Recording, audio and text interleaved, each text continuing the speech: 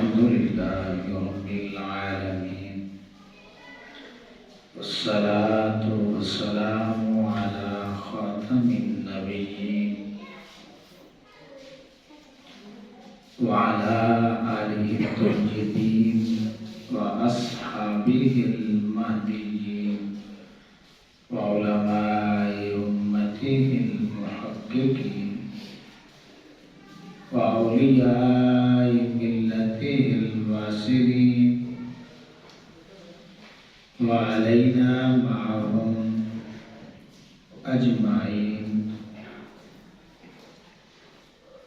أما بعد فأعوذ بالله السميع العليم من الشيطان اللعين الرجيم.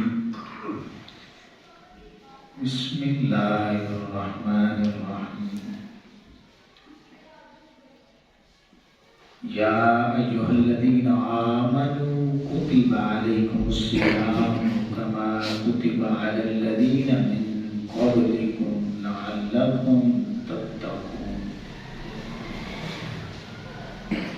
صدق الله مولانا العظيم. إن الله وملائكته يصلون على النبي يا أيها الذين آمنوا صلوا عليه وسلموا تسليما. اللهم صل على محمد وعلى آل محمد كما صليت على إبراهيم وعلى آل إبراهيم إنك حميد مجيد. اللهم بارك على محمد وعلى آل محمد كما باركت على إبراهيم وعلى آل إبراهيم إنك حميد مجيد.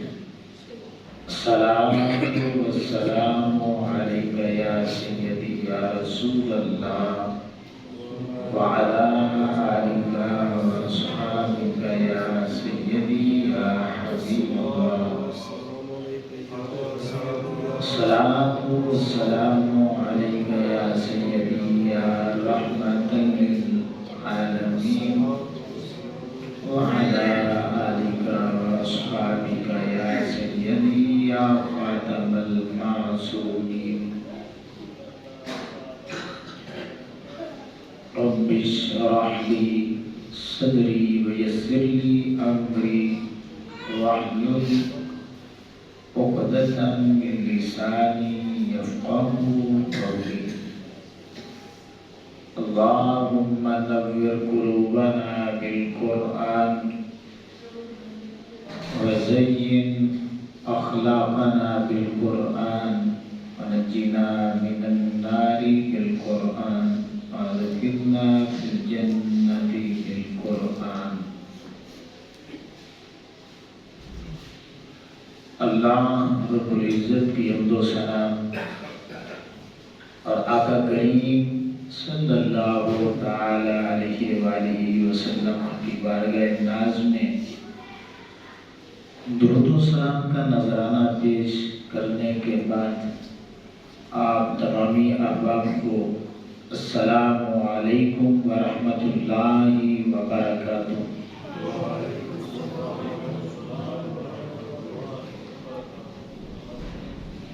امام الانبیاء صلی اللہ تعالی علیہ وآلہ وسلم کے غلاموں بحمد اللہ تعالی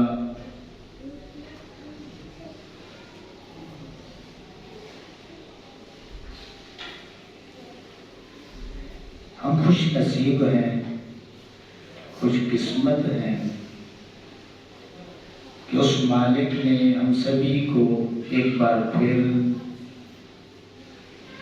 ماہ مہمان عطا کیا ہے، اور میں دعا کرتا ہوں کہ اللہ رب العزت ہم سبھی کو اس ماہ مہمان کی قدر کرنے کی توفیق عطا فرمائے. ماہ رمضان المبارک کے کئی نام ہیں. ان ناموں میں سے ایک نام ماہ مہمان بھی ہے اور یہ قرآن سے ماخوذ کیا گیا ہے۔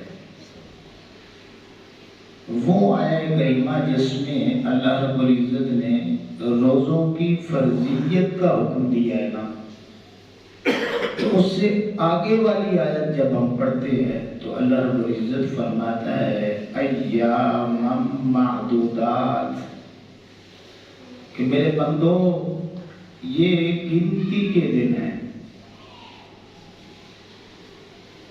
اب گنتی کے دنوں کی وجہ سے اس کا ایک نام ماہ مہمان پڑ گئے۔ میں اور آپ سبھی جانتے ہیں کہ مہمان جب بھی آتا ہے تو وہ گنتی کے دن رہنے کے لیے آتا ہے، اور اگر کوئی مستقل آتا ہے تو پھر اسے مہمان نہیں کہتے۔ مہمان صرف وہی ہوتا ہے جو گنتی کے دن گزارنے کے لیے آتا ہے اور وہ دن گزار کے پھر چلا جاتا ہے۔ امام الانبیاء صلی اللہ تعالی علیہ وسلم کے غلاموں، ہمارے ہاں ایک ماحول بنا ہوا ہے کہ میزبان جو ہے نا وہ اپنے مہمان کی قدر اسی انداز میں کرے گا، اس کی اتنی قدر کرے گا جتنی وہ دیکھے گا کہ اس کو بھیجنے والا جو ہے وہ عظیم ہے، وہ عظمت والا ہے، وہ شان والا ہے۔ ایسے ہی ہے یا نہیں؟ ہمارے یہاں یہی روٹین ہے، یہی ماحول ہے کہ اگر کسی بڑے بندے کا بھیجا ہوا ہو تو ہم پھر اس مہمان کی قدر جو ہے نا اپنی ہمت طاقت سے بھی بڑھا دیتے ہیں کہ یار یہ بڑے آدمی کا بھیجا ہوا ہے۔ تو امام الانبیاء صلی اللہ علیہ وسلم کے غلاموں، بلا تشبیہ و بلا مثال مجھے یہ بتائیے کہ مہمان جو ہے جس کو ہم رمضان کہتے ہیں، یہ بھیجا ہوا کس کا ہے؟ یہ کس کا بھیجا ہوا ہے؟ سارے بولیں کس کا بھیجا ہوا ہے؟ اللہ کا بھیجا ہوا ہے۔ تو امام الانبیاء صلی اللہ علیہ وسلم کے غلاموں، اللہ رب العزت کی ذات سے کوئی بڑی ذات ہے ہی نہیں۔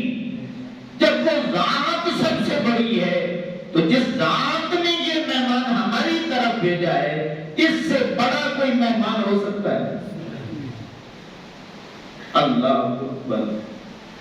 تو جب بھیجنے والی ذات وہ بے مثل و بے مثال ہے اور سب سے بڑی ذات ہے، تو جو اس نے مہمان ہماری طرف بھیجا ہے نا، اس جیسا مہمان بھی پھر کوئی نہیں ہے، وہ بھی بے مثل ہے، بے مثال ہے۔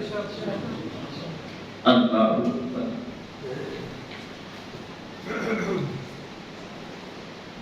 پھر ہمارے یہاں کیا ہوتا ہے کہ مہمان کی ہم خدمت کرتے ہیں، اور بعض اوقات ہمارے دلوں میں یہ ڈر بھی ہوتا ہے کہ جب یہ واپس جائے گا تو یا ہماری تعریف کرے گا یا پھر ہماری شکایت لگائے گا۔ تو امام الانبیاء صلی اللہ علیہ وسلم کے غلاموں، یہ رمضان کا مہینہ جسے قرآن کی روشنی میں ماہ مہمان کہا جاتا ہے، اللہ کی عزت کی قسم ہے، صحیح حدیث بات موجود ہے جو مشکات میں 2026 نمبر ہے۔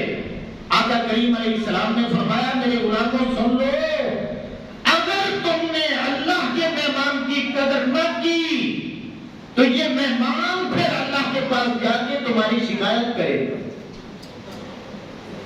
اور اگر تم نے اس کی قدر کر لی، اس کا ادب کیا، اس کی تعظیم کی، اس کی تکریم کی، تو پھر فائدہ بھی سن لو، جب یہ مہمان واپس لوٹ کے اپنے مالک کے پاس جائے گا، آقا کریم علیہ السلام نے فرمایا کہ یہ رمضان المبارک اس کی پکڑ کر شفاعت کرے گا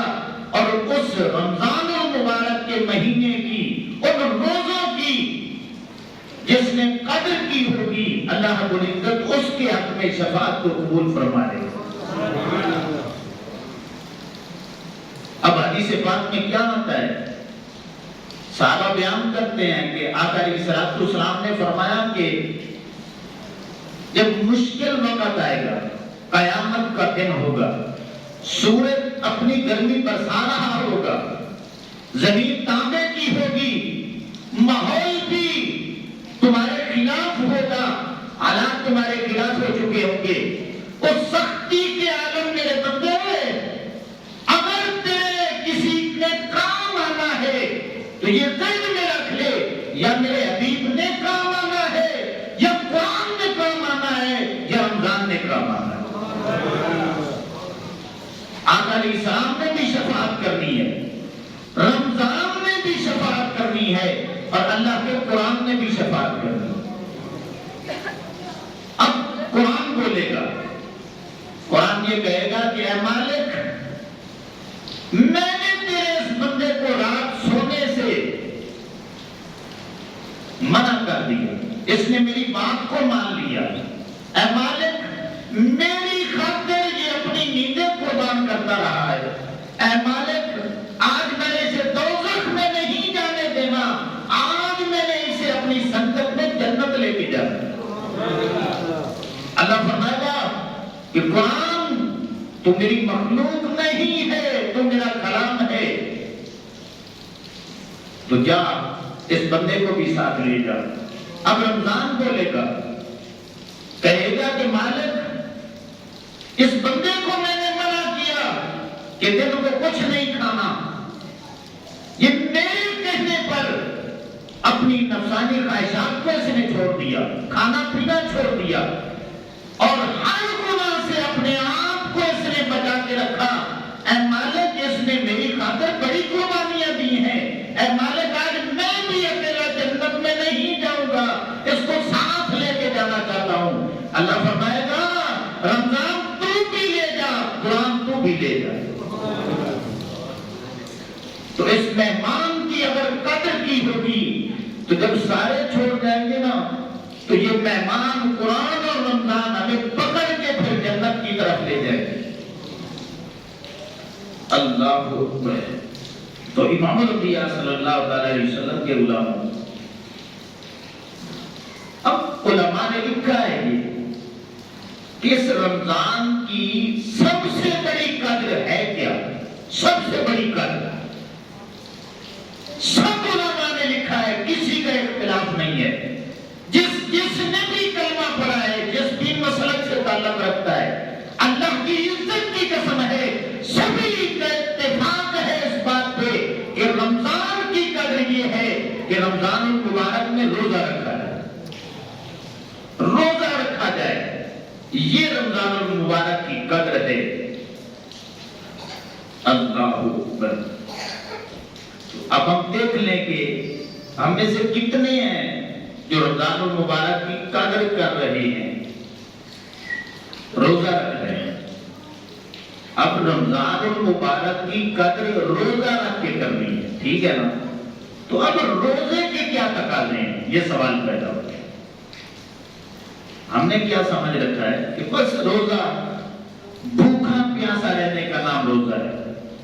یہ نام نہیں ہے، یہ ذہن میں رکھ لو. بھوکا پیاسا رہنے سے روزے کا جو مقصود ہے کہ تقوی ملے گا. اگر ہم نے نماز نہیں پڑھی تو روزے کا کوئی فائدہ نہیں. اگر ہم نے صاحب نصاب ہو کے پھر زکات نہیں دی تو پھر اس روزے کا کوئی فائدہ نہیں.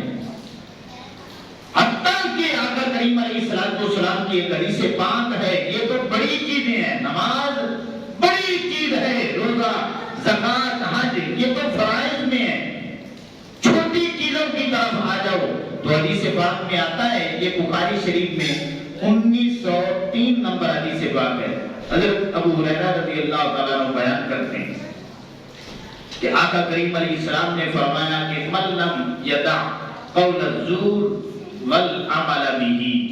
کیا میرے غلاموں سن لو، جو روزہ رکھ کے جھوٹ نہیں چھوڑتا اس کا کوئی روزہ نہیں ہے. جو روزہ رکھ کے وہ دھوکہ دینا نہیں چھوڑتا، اس کا کوئی روزہ نہیں ہے۔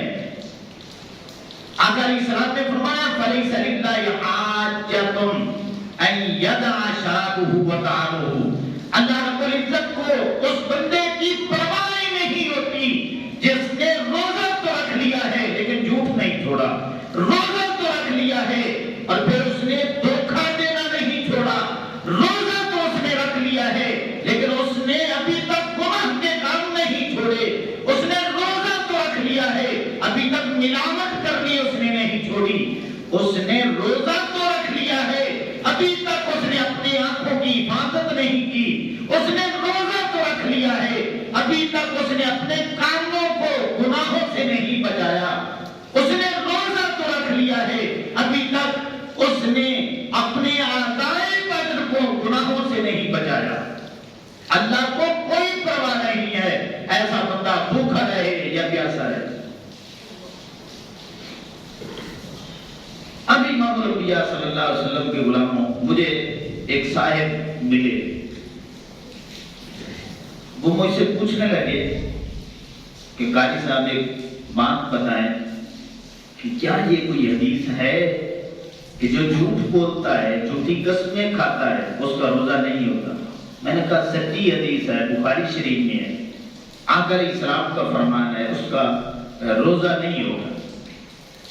اب وہ مجھے کہنے لگا کہ میں کاروباری بندہ ہوں، تجارت کرتا ہوں، تو لین دین میں مجھے جھوٹ بھی بولنا پڑتا ہے، لین دین میں مجھے جھوٹی قسمیں بھی کھانی پڑتی ہیں، گاہک ایک دام جو ہے نا وہ چیز نہیں لیتا، ہمیں بڑھانی گھٹانی پڑتی ہے، تو اس کا مطلب ہے کہ پھر میں جو ہے نا وہ روزہ رکھنا چھوڑ دوں کیونکہ فائدہ نہیں ہے۔ اب میری بات بڑی توجہ سے سنی ہے، جب میں نے بتا دیا نا کہ واقعی آقا علیہ السلام کا فرمان ہے کہ جس نے جھوٹ بولا، جھوٹی قسمیں کھائیں، اس نے بدنگاہی کی اور اس نے ابھی تک گناہ کے کام نہیں چھوڑے، اس کا کوئی روزہ نہیں۔ تو اب اس کی سوچ دیکھیں وہ کیا کہتا ہے کہ میں تاجر ہوں، تجارت کرتا ہوں، کاروباری بندہ ہوں، دکان پہ بیٹھتا ہوں، لین دین کرنا ہوتا ہے، جھوٹ بولنا پڑتا ہے، قسمیں اٹھانی پڑتی ہیں، تب جا کے گاہک ہمارا سودا لیتا ہے۔ تو اس کا مطلب یہ ہے کہ اگر روزہ نہیں ہے تو پھر فائدہ ہی نہیں ہے، تو لہذا میں روزہ ہی نہیں رکھتا۔ میں نے کہا یار کہتا کتنا جو ہے نا تو نادان بندہ ہے کہ تو جھوٹ کی خاطر روزہ چھوڑ رہا ہے، جھوٹی قسموں کی خاطر روزے کو چھوڑنا چاہتا ہے اور روزے کی خاطر جھوٹ نہیں چھوڑنا چاہتا۔ اپنے جھوٹ کو بچانے کے لیے تو روزہ چھوڑ رہا ہے، جھوٹی قسموں کے دفاع کے لیے تو روزے کو چھوڑ رہا ہے، اور روزے کی خاطر یار اللہ کی خاطر کہنے تو جھوٹ نہیں چھوڑ سکتا۔ تو جب میں نے یہ بات کی نا تو پھر اسے میری بات سمجھ آئی۔ میں نے کہا یار یہ بتا، اگر نا تو نے روزہ رکھ لیا نا تو ایک فائدہ تجھے پھر بھی ہو جائے گا۔ اس نے پھر پوچھا پھر فائدہ کیا ہوگا؟ میں نے کہا روزہ نہ رکھنے کا جو عذاب تیرے اوپر آنا ہے نا، ٹھیک ہے نا، کہ ہزاروں سال تمہیں جہنم میں چلنا ہے، اللہ کی عزت کی قسم ہے اگر روزہ رکھ کے تو گناہ کرتا رہے گا تو جو روزہ نہ رکھنے کا عذاب ہے پھر بھی روزے کی یہ برکت ہے کہ تو بچ جائے گا اس عذاب سے۔ اب اس کی آنکھیں کھلی، وہ مجھے کہنے لگا کہ پھر میں ضرور روزہ رکھوں گا۔ اس حد تک ہم نفس کے شیطان کے چنگل میں پھنس چکے ہیں کہ اللہ کی خاطر ہم جھوٹ چھوڑنے کے لیے تیار نہیں ہیں، اللہ کی خاطر ہم گناہ چھوڑنے کے لیے تیار نہیں ہیں۔ اللہ اکبر۔ تو امام الانبیاء صلی اللہ علیہ وسلم کے غلاموں،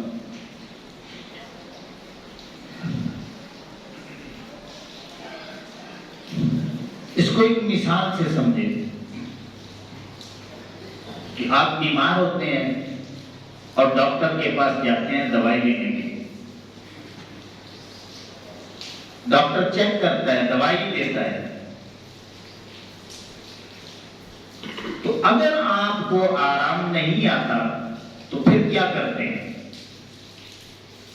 پھر آپ اسی ڈاکٹر کے پاس واپس جاتے ہیں کہ مجھے یہ تکلیف تھی، یہ بیماری تھی، میں نے آپ سے دوائی لی ہے، آپ نے دوائی دی ہے، لیکن اس نے کوئی اثر نہیں دکھایا، کوئی مجھے فائدہ نہیں ہوا، بیماری میں افاقہ نہیں ہوا، تو وجہ کیا ہے؟ اب ڈاکٹر کیا کہتا ہے؟ پہلی بات جو ڈاکٹر پوچھتا ہے، امام الانبیاء صلی اللہ علیہ وسلم کے غلاموں، پہلی بات یہ پوچھتا ہے، بتا تو نے دوائی لی ہے یا نہیں؟ یہی پوچھتا ہے نا۔ دوسری بات ڈاکٹر یہ پوچھتا ہے، اگر دوائی لی ہے تو میری مرضی کے مطابق لی ہے یا اپنی مرضی کے مطابق لی ہے؟ یہی باتیں ہیں نا۔ پہلی بات بتا تو نے دوائی لی ہے یا نہیں لی؟ اگر وہ کہے کہ لی ہے، پھر دوسرا سوال ڈاکٹر یہ کرتا ہے کہ مجھے بتا تو نے جو میں نے طریقہ بتایا تھا اس کے مطابق لی ہے یا اپنی من مانی سے لی؟ تو پھر وہ اپنی جو صورتحال ہوتی ہے وہ بیان کرتا ہے۔ اب تیسرا سوال ڈاکٹر کرتا ہے، بتا جو میں نے تجھے پرہیز بتائی تھی اس پہ عمل کیا یا نہیں؟ اور تجھے میری دوائی تب فائدہ دینا تھا، ایک تو دوائی بھی لینا تھی تمہیں، دوسری میری مرضی کے مطابق لینی تھی، اور جن چیزوں سے میں نے منع کیا تھا ان سے رکتا تو میری دوائی اثر کرتی۔ جب تم نے عمل ہی نہیں کیا تو پھر میری دوائی نے اثر کیا کرنا تھا؟ تو امام الانبیاء صلی اللہ علیہ وسلم کے غلاموں، بلا تشبیہ و بلا مثال، اگر کوئی روزہ نہیں رکھتا اسے تقویٰ نہیں ملتا۔ جو روزہ رکھ لیتا ہے اور پھر اپنی من مانی کا روزہ رکھتا ہے، کیا مطلب کہ گناہ کے کاموں میں رہتا ہے، بد نگاہی کرتا ہے، گانے سنتا ہے، فلمیں دیکھتا ہے، ڈرامے کرتا ہے، بد نگاہی کرتا ہے، اور پھر ظلم و ستم کرتا ہے، زیادتیاں کرتا ہے، جھوٹ بولتا ہے، غیبت کرتا ہے، بہتان بازی کرتا ہے، الزام تراشی کرتا ہے، اور پھر بد زبانی بد کلامی پہ اتر آتا ہے، گالی گلوچ پہ اتر آتا ہے، تو جس طرح ڈاکٹر نے کہا تھا کہ تو نے میری مرضی کی دوائی لی ہوتی تو فائدہ کرتی، اللہ فرماتا ہے میرے بندے روزہ تو رکھ لیا ہے لیکن جن چیزوں سے میں نے منع کیا تھا تو نے اس کا لحاظ بھی نہیں رکھا، ان چیزوں سے تو رکا ہی نہیں ہے، تو پھر یہ دوائی جو ہے نا یہ کارگر ثابت نہیں ہونی۔ اگر روزہ بھی رکھ لیا ہے، سارے کام کر لیے ہیں، تو پھر تیسرا سوال یہ ہوتا ہے کہ جن کاموں کے کرنے سے میں نے منع کیا تھا ان سے منع ہوا ہے یا نہیں ہوا؟ اگر نہیں ہوا تو پھر بھی تجھے تقویٰ نہیں ملے گا، طہارت نہیں ملے گی، تیرا قلب و باطن پاک نہیں ہوگا۔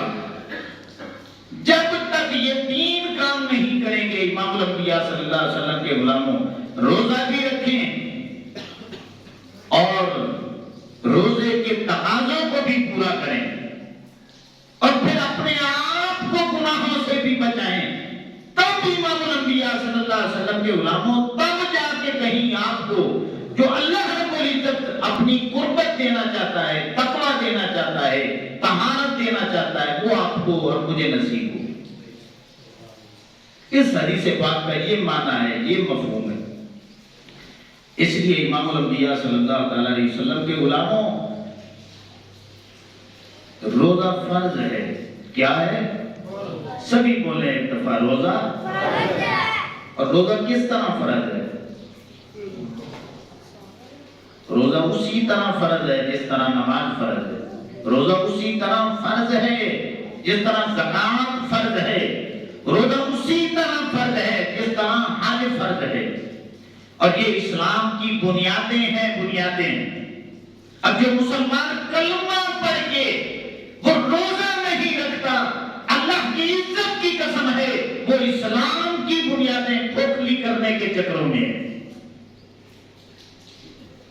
آپ میں سبھی عمارتیں بناتے ہیں، مکان بناتے ہیں، اور سارا عمارت کی بنیادوں پہ لگا دیتے ہیں کہ بنیادیں مضبوط ہوں گی تو عمارت مضبوط ہوگی۔ اب جو اسلام کی عمارت کھڑی ہونی تھی، آقا اسلام نے فرمایا، حضرت عبداللہ ابن عمر رضی اللہ تعالیٰ عنہ بیان کرتے ہیں کہ بنی الاسلام علی خمس، کہ اسلام کی بنیادیں پانچ ہیں۔ شہادت لا الہ الا اللہ وحدہ لا شریک لہ واشہد ان محمدا عبدہ ورسولہ، کہ اللہ کی گواہی دینا، آقا علیہ السلام کی رسالت کی گواہی ہے، وَإِقَامِ الصَّلَاةِ وَإِيتَاءِ الزَّکَاۃ، نماز کی ادائیگی کرنا، وقت پر پڑھنا اور زکات ادا کرنا، وَالْحَجِّ وَصَوْمَ رَمَضَانَ، آقا علیہ السلام نے فرمایا حج اور رمضان المبارک کے روزے رکھنا یہ بھی فرض۔ اب قرآن مجید کو ایک طرف رکھیں تو آپ پڑھ کے دیکھ لیں، نماز کو اللہ رب العزت نے بار بار حکم دیا کہ یہ فرض ہے۔ روزے کا آپ پڑھ کے دیکھ لیں، قرآن مجید میں اللہ نے الگ سے حکم دیا یہ تم پر فرض ہے۔ زکات کا اللہ رب العزت نے الگ حکم دیا کہ یہ بھی فرض ہے صاحب نصاب پہ، اور اللہ رب العزت نے حج کا الگ حکم دیا کہ یہ بھی تم پہ فرض ہے صاحب استطاعت پر۔ تو آقا علیہ السلام نے ان ساری چیزوں کو ایک ہی حدیث پاک میں جمع کر کے اپنی امت کو پیغام دے دیا کہ اے میری امت، اسلام کی بنیادیں اگر مضبوط کرنی ہے، جہاں سے یہ عمارت مضبوط ہوگی وہ کوئی اور چیزیں نہیں ہے، وہ نماز ہے، روزہ ہے، وہ زکات ہے، وہ حج ہے۔ اور المیہ یہ ہے، افسوس کی بات یہ ہے کہ آقا علیہ السلام کی محبت کے نعرے لگانے والے، کہ آقا علیہ السلام کی ذات پہ ہماری جانیں بھی قربان ہیں، یہ نعرے ہم لگاتے ہیں۔ اور جان کیا قربان کرنی ہے، مدینے سے آواز آتی ہے میرے غلام، اور جان قربان کرنے کی جب باری آئے گی دیکھا جائے گا، اب بتا، اور میں نے تمہیں نماز دی تھی، اور میری نماز کو تم نے قبول کیا یا نہیں کیا؟ اور نماز میری آنکھوں کی ٹھنڈک ہے، تم نے اس نماز کو چھوڑ دیا۔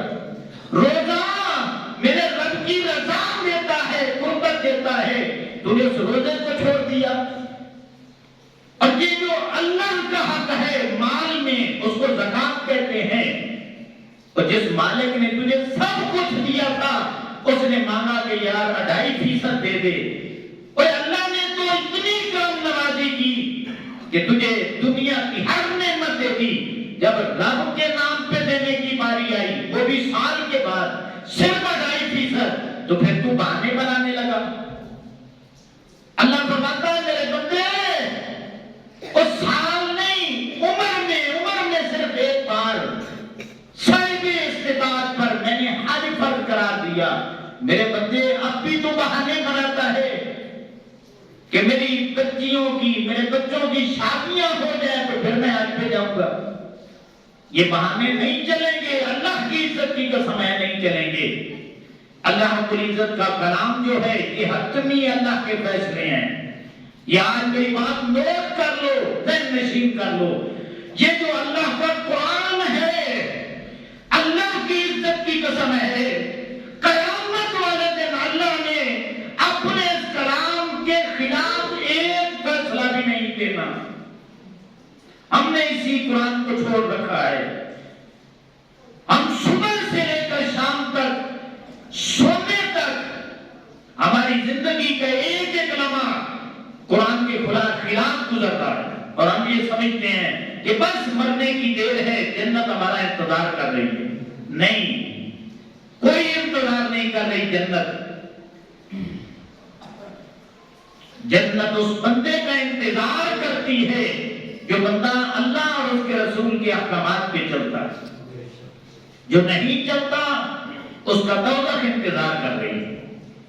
اور یہ میری بات نہیں ہے، آقا کریم علیہ السلام کا فرمان ہے بخاری شریف میں، وہ بھی سن لیں۔ آقا علیہ السلام نے فرمایا کہ کل امتی یدخلون الجنت الا من ابا، کیا میرے غلاموں میرا ہر امتی جنت جائے گا. اب بڑی توجہ طلب یہ حدیث پاک سننے والی. کل امتی یدخلون الجنت الا من ابا.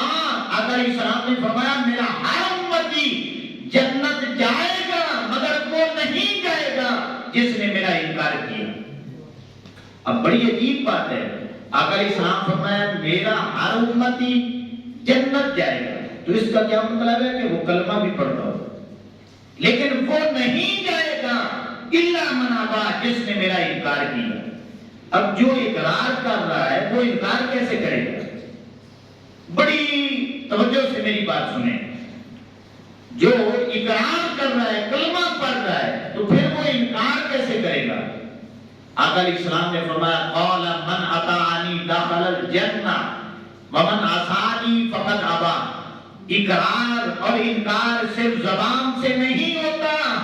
اقرار اور انکار جو ہے وہ عمل سے بھی ہوتا ہے. جس نے میری اطاعت کی ہوگی میرے فرمان کے مطابق نمازیں پڑھی ہوگی میرے فرمان کے مطابق میری اطاعت میں روزے رکھے ہوں گے زکاتیں دی ہوگی حج کیے ہوں گے اعمال صالحہ کیے ہوں گے. آقا علیہ السلام نے فرمایا اس نے میری اطاعت کی وہ جنت جائے گا. ومن عصانی فقد ابا. جو نمازی نہیں ہوگا جو روزے نہیں رکھے گا جو صاحب نصابوں کے زکات نہیں دے گا جو صاحب استطاعتوں کے حج نہیں ادا کرے گا. یہ میری بات نہیں اللہ کے رسول کی حدیث ہے. اس نے میرا انکار کیا ہے وہ جنت نہیں جائے گا. عمل سے بھی انکار ہوتا ہے عمل سے بھی. اور ہم جتنے بھی بیٹھے ہیں اللہ ماشاءاللہ اور اکثریت مسلمانوں کی اپنے عمل کے ذریعے اپنے نبی کا انکار کر رہے ہیں اور ہمیں کوئی بھی عالم بتانے کے لیے تیار نہیں ہے. اب بھی اگر میری بات آپ کو سمجھ نہیں آئی تو میں ایک مثال دے دیتا ہوں آپ کو سمجھانے کے لیے. ایمان کے ساتھ اپنے دل سے فیصلہ لینا ہے. آپ کے اندر جو مفتی بیٹھا ہے وہ فتوے بڑے سونے دیتا ہے اس سے بھی فتویٰ لے لینا. آپ اپنے بیٹے کو کہیں کہ میرا بیٹا مجھے پیاس لگی ہے جلدی جلدی پانی لے کے آؤ. مجھے پیاس لگی ہے پانی لے کے آؤ. اور آپ کا بیٹا آپ کو آگے سے یہ جواب دے کہ ابا جی میں آپ کو ابا جی مانتا ہوں پانی نہیں لے کے آؤں گا. ایک بار نہیں 5 بار جواب دے. آپ ایک بار کہیں صرف پانی لے کے آؤ آگے وہ 5 بار انکار کر دے میں نے پانی نہیں لے کے آنا پانی نہیں لے کے آنا ابا جی مانتا ہوں پانی نہیں پلاؤں گا پانی نہیں لے کے آؤں گا. ایمان سے بتائیں آپ اپنے بیٹے پہ خوش ہوں گے یا ناراض ہوں گے؟ ناراض ہوں گے. تو امام الانبیاء صلی اللہ علیہ وسلم کے علماء بلا تشبیہ و بلا مثال اللہ رب العزت کی آواز ایک دن میں 5 بار مسجد کی میناروں سے یہ گونجتی ہے اللہ اکبر اللہ اکبر. میرے بندو اپنے کام چھوڑ دو میرا بلاوا آ گیا ہے اب میری بارگاہ میں آ جاؤ. تو جب بندہ نماز کے لیے نہیں آتا وہ 5 بار اپنے عمل کے ذریعے اپنے رب کا بھی انکار کر رہا ہوتا ہے اپنے رسول کا بھی انکار کر رہا ہوتا ہے. اور پھر ایک دن میں 5 بار نمازیں نہ پڑھ کے رب رسول کا عملی انکار کر کے ہم پھر اپنے دل کو سمجھ لیتے ہیں اپنے آپ کو تسلیاں دیتے ہیں کہ بس مرنے کی دیر ہے جنت ہمارے انتظار میں. اس دھوکے سے نکل آئے. یہ شیطان کا دھوکہ ہو سکتا ہے یا نفس کا دھوکہ ہو سکتا ہے. یہ اللہ کا کلام نہیں ہو سکتا. آقا کریم علیہ السلام کا فرمان ہی نہیں ہو سکتا. قربان جائیے آقا علیہ السلام کی ذات پہ کہ آقا علیہ السلام آخری جو ایام گزارے ہیں بیماری میں گزارے ہیں. بخار اتنی شدت کا ہے وجود میں کہ صحابہ بیان کرتے ہیں کہ ہم باری باری آتے آقا علیہ الصلوۃ والسلام کی خیریت معلوم کرنے کے. آقا علیہ الصلوۃ والسلام اتنی نقاہت آ چکی تھی وجود میں، اتنی کمزوری آ چکی تھی، اتنا بدن کمزور ہو چکا تھا کہ بولنا مشکل تھا. لڑکھڑاتی ہوئی زبان سے آقا علیہ الصلوۃ والسلام ان کو اپنی خیریت بتاتے. اب ایک صحابی نے کیا کیا، اس نے نا تھوڑی سی جلدی دکھائی، جلدی اپنا ہاتھ بڑھایا آقا علیہ السلام کے ماتھے پہ رکھا کہ میں ذرا دیکھوں تو صحیح کہ آقا علیہ السلام کو بخار کتنا ہے. اب جب ہاتھ لگایا، حدیثوں میں موجود ہے، ایسے لگایا فوراً پیچھے کر لیا. اب وہ سوچنے لگا کہ یہ بخار عام انسانوں جیسا بخار نہیں ہے. آقا علیہ السلام نے فرمایا کہ میرے صحابی، جو تم تکنا چاہتا ہے نا، تکنا چاہتا، تجھے بخار کتنا ہوتا ہے، میں اللہ کا حبیب ہوں. جب اس نے شانیں زیادہ دی ہیں تو اس نے امتحان بھی مجھ سے بڑے لینے ہیں. اور تم ایک کو جب بخار ہوتا ہے تو ایک لیمٹ میں ہوتا ہے، مجھے جب بخار ہوتا ہے تو 2 بندوں کے برابر ہوتا ہے، میرا امتحان بھی زیادہ ہوتا ہے. اب اس کیفیت نے امام الانبیاء صلی اللہ علیہ وسلم کے غلاموں ادھر مسجد نبوی سے حضرت بلال حبشی رضی اللہ تعالیٰ عنہ کی آذان کی آواز آتی ہے. آقا علیہ السلام کے وجود میں کب کبھی تاری ہوتی ہے. آقا علیہ السلام فرماتے ہیں جلدی کرو، مجھے وضو کراؤ اور میں نے جا کے خود نماز پڑھانی ہے. اب حضرت علی المرتضیٰ شیخ خدا کرم اللہ تعالیٰ وجہ الکریم اور حضرت فضل رضی اللہ تعالیٰ عنہ وہ عرضی پیش کرتے ہیں، یا رسول اللہ صلی اللہ علیہ وسلم، اتنی نقاہت ہے، اتنی کمزوری ہے، اب کس طرح آپ کو اپنے حجرے سے لے کر کے مسجد نبوی میں لے جائیں. آقا علیہ السلام نے فرمایا اٹھاؤ مجھے اپنے کندھوں پہ. اب حضرت علی المرتضیٰ نے یہ بازو ایسے کیا، حضرت فضل نے یہ بازو ایسے کیا. آقا علیہ السلام کے وجود میں کمزوری کی وجہ سے پاؤں زمین پہ نہیں لگ رہے. جو انگوٹھا ہے وہ آقا علیہ السلام کا اپنے حجرے سے مسجد نبوی تک گھسیٹتا ہوا جاتا ہے اور نشان بن جاتا ہے. وہاں پہ جا کے آقا علیہ السلام فرماتے ہیں میرے غلاموں، میرے میں اتنی اب ہمت نہیں رہی، صدیق کو کہو نمازیں پڑھا دے. اس حالت میں بھی جس نبی نے نمازیں نہیں چھوڑی، ہم اس نبی کا کلمہ پڑھ کے صحت مند ہو کے آذانوں کی آوازیں سن کے ہم اپنی نمازیں چھوڑ دیتے ہیں. اس نبی نے صرف رمضان کے روزے نہیں رکھے، نبی 10ویں محرم کا بھی روزہ رکھا ہے اور ہر چاند کی 13-14 کے روزے رکھے ہیں، ہر سوموار کو روزہ رکھا ہے، ہر جمعرات کو روزہ رکھا ہے. ایک ماہ میں 11 روزے آقا علیہ السلام کا معمول تھا، آقا علیہ السلام رکھا کرتے تھے. چلو یہ نفلی روزے ہیں، امت کے لیے معافی ہے، امت نے چھوڑ دیے، لیکن کلمہ پڑھنے والی امت نے نمازوں کو کیسے چھوڑ دیا؟ کلمہ پڑھنے والی امت نے روزوں کو کیسے چھوڑ دیا؟ کلمہ پڑھنے والی امت نے قرآن کو کیسے چھوڑ دیا؟ اور پھر صاحب نصاب ہو کے زکات کیوں نہیں دی؟ صاحب استطاعت ہو کے اللہ کے گھر کے پھیرے کیوں نہیں لگائے؟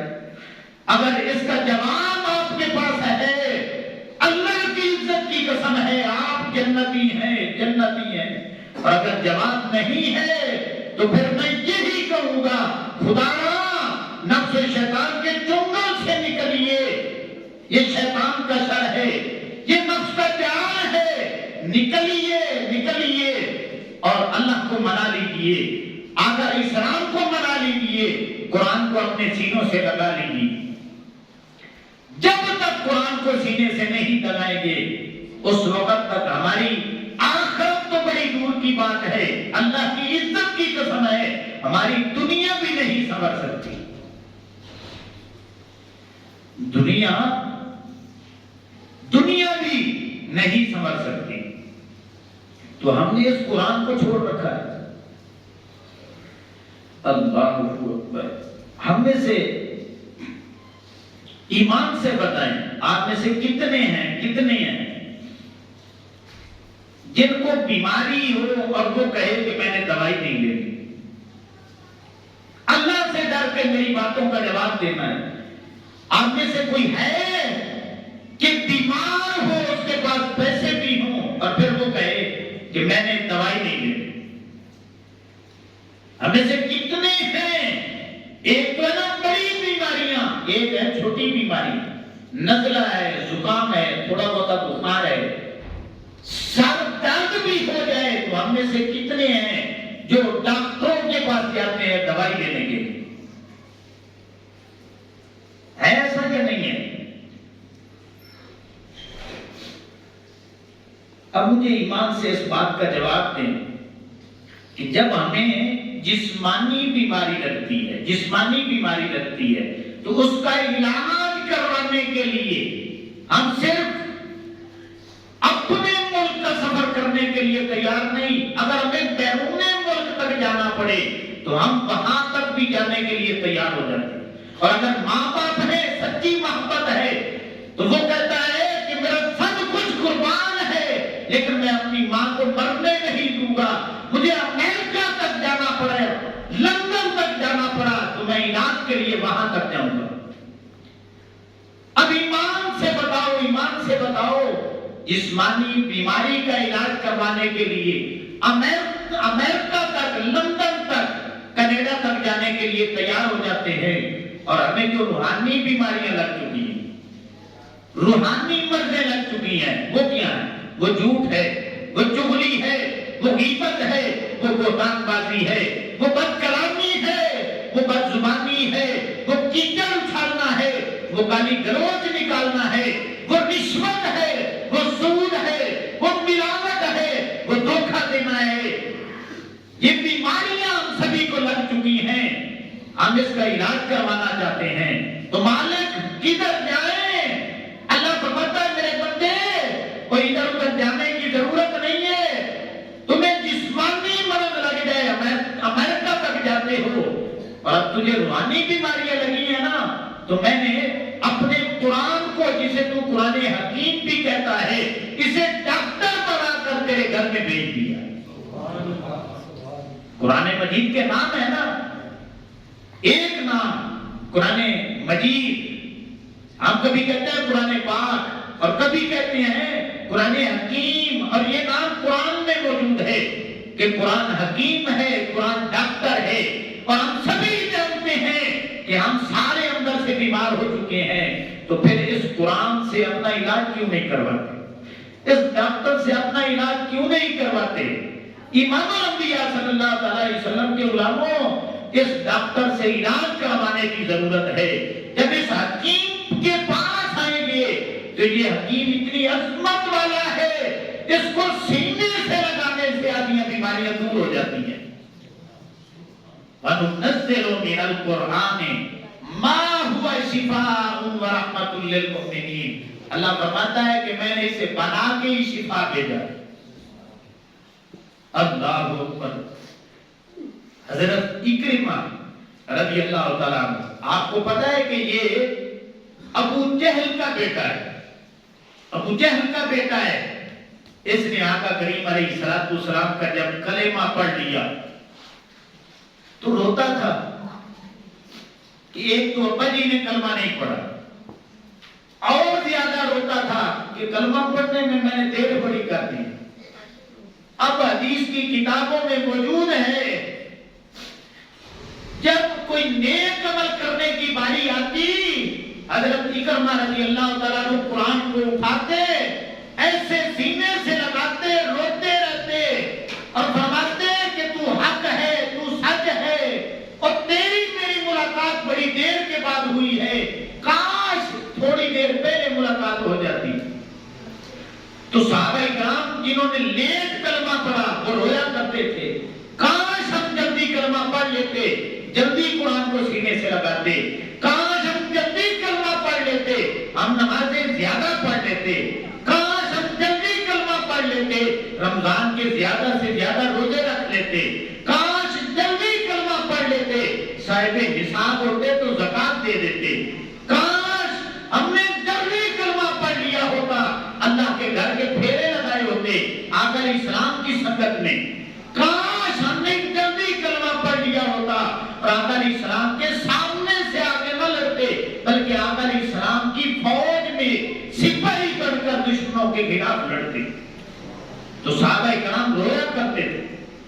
تو امام الانبیاء صلی اللہ علیہ وسلم کے غلاموں، آج صورتحال یہ ہو چکی ہے کہ ان سبھی باتوں کو ہم میں سے ہر بندہ جانتا ہے، لیکن جو تک نہیں ہوتی، کوئی حرکت نہیں ہوتی۔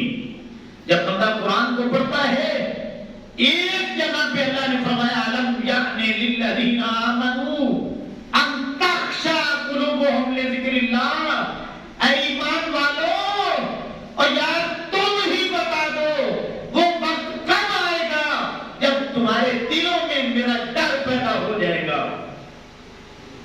تم بھی بتا دو، چلو میں نے بات تمہارے اوپر چھوڑ دی اور میں مالک ہو کر جب سے تم نے میرا اقرار کیا ہے اور پھر گناہوں کی طرف راغب ہو، میں مالک ہو کر تمہارا انتظار کر رہا ہوں، میرا بندہ آئے گا، معافی مانگے گا، میں صلح کر لوں گا، میرے بندے الم یأن للذین آمنوا، اور کلمہ بھی تو نے پڑھا ہے اور باتیں تو بڑے زیادہ کی ہیں تو نے، ان تخشع قلوبهم لذکر اللہ، وہ دن کب آئے گا تو بتا دے جب تیرے دلوں میں مجھے اللہ کا خوف آ جائے گا، اللہ کا ڈر آ جائے گا۔ تو امام الانبیاء صلی اللہ علیہ وسلم کے غلاموں، اب فرشتوں نے نہیں اترنا، یہ ذہن میں رکھ لیں، اب کسی نبی نے نہیں آنا، اب قیامت تک اس قرآن نے ہمیں ہدایت دینی ہے جس قرآن کو ہم نے پشت کے پیچھے ڈال رکھا ہے، اور اب ہمیں ہدایت کی ضرورت ہی نہیں ہے کسی نبی کی۔ کیوں؟ اس لیے کہ اللہ رب العزت نے امام الانبیاء صلی اللہ علیہ وسلم کو ختم نبوت کا تاج پہنا کے ساری روشنیوں کا منبع بنا کے ہماری طرف بھیج دیا ہے۔ تو اب روشنی قرآن سے ملے گی، اب روشنی آقا علیہ السلام کے فرمان سے ملے گی، آقا علیہ السلام کی اطاعت کرنے سے ہمیں روشنی ملے گی۔ تو انشاءاللہ جب اس انداز میں ہمارا جینا، ہمارا مرنا، ہمارا اٹھنا، ہمارا لیٹنا، ہماری گفتگو، ہمارا لین دین ہو جائے گا تو پھر تمہیں جنت کا انتظار کرنے کی ضرورت نہیں ہے، جنت میرا اور آپ کا انتظار کر رہی ہے۔ تو اس لیے امام الانبیاء صلی اللہ علیہ وسلم کے غلاموں، یہ غفلت کی پٹیاں اتار دو، سچی توبہ کرو اور اپنا رخ اللہ کی طرف کر لو، قرآن کی طرف کر لو، سونے محبوب محمد عربی صلی اللہ علیہ وسلم کی طرف کر لو۔ اللہ رب العزت مجھے آپ کو سبھی کو عمل کی توفیق عطا فرمائے۔ وما علینا الا